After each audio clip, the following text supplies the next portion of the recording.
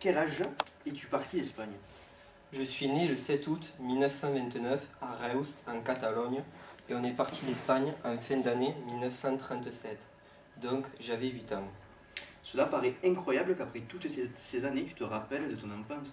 Tu sais, il y a des images qui marquent que tu veux oublier, mais tu ne pourras jamais. Bien. Pourquoi es-tu venu en France? Ma mère travaillait dans des usines d'armement, et ces usines fournissaient les républicains. Quand Franco l'a appris, il les a condamnés à mort. Du coup, on s'est enfui. Et comment es-tu venu? J'ai tout fait à pied. Je suis parti de Catalogne et j'ai traversé les Pyrénées à pied. Quel souvenir as-tu gardé de cette période? J'étais petit, mais je me rappelle quand on avait perdu ma sœur, qu'on pensait ne plus la revoir, mais un soldat républicain nous l'a ramenée. En France, tu as connu les camps? Quand on est arrivé en France, on a été installé au camp d'Argelès 2 ou 3 semaines, je ne me rappelle plus. À part qu'on était bombardé jour et nuit par la mer et par les airs. Et depuis les camps, que s'est-il passé? On a eu la chance d'être parti du camp d'Argelès, car en Bretagne, ils réclamaient de la main-d'œuvre. Du coup, on a mis dans un train ma mère, ma soeur, mon frère et moi, direction Saint-Ex. Je me rappellerai toujours quand on a fait une halte à Bordeaux, où le Front populaire nous donnait du pain. Cela faisait des mois que je n'en avais pas mangé.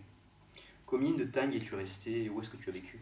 On est resté en Bretagne de 1938 à 1939.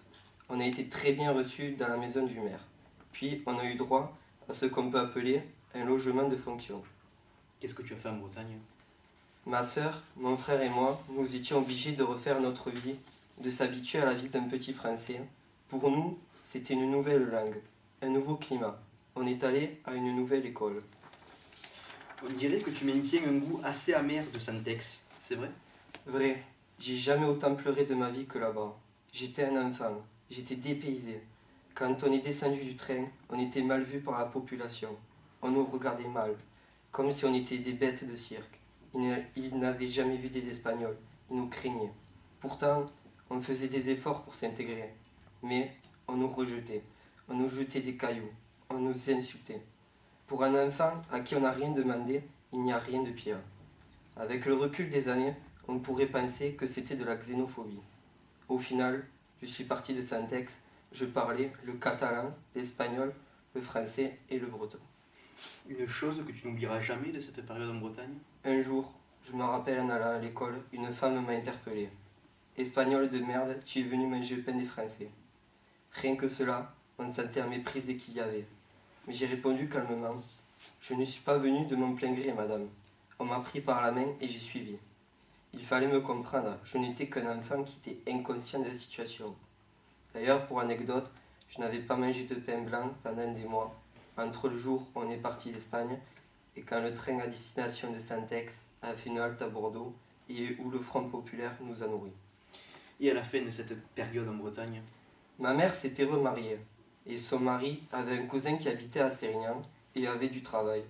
Du coup, on a quitté la Bretagne, direction le sud, et depuis, on est arrivé dans le sud en 1940 et ensuite on n'en est plus parti.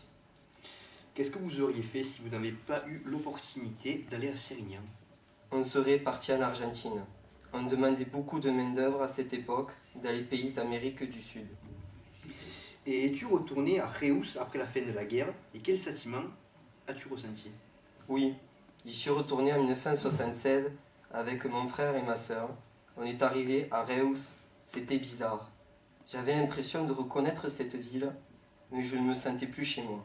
J'avais refait ma vie. Et pour moi, elle était en France et à Sérignan. La guerre civile, c'était un épisode spécial de ma vie. Arrangé, c'était du passé maintenant. Pour toi, est-il important de partager ton expérience? En quelque sorte, oui. Mon passé reste une blessure que je ne pourrai jamais cicatriser. Mais les nouvelles générations de la famille s'y intéressent. Et c'est normal. C'est leur histoire, leur origine. Il faut qu'ils soient au courant, je pense. Eh bien, merci pour cette interview. Un dernier mot peut-être? Merci Franco. Sans lui, je ne serais pas venu en France et je n'aurais pas la famille que j'ai aujourd'hui.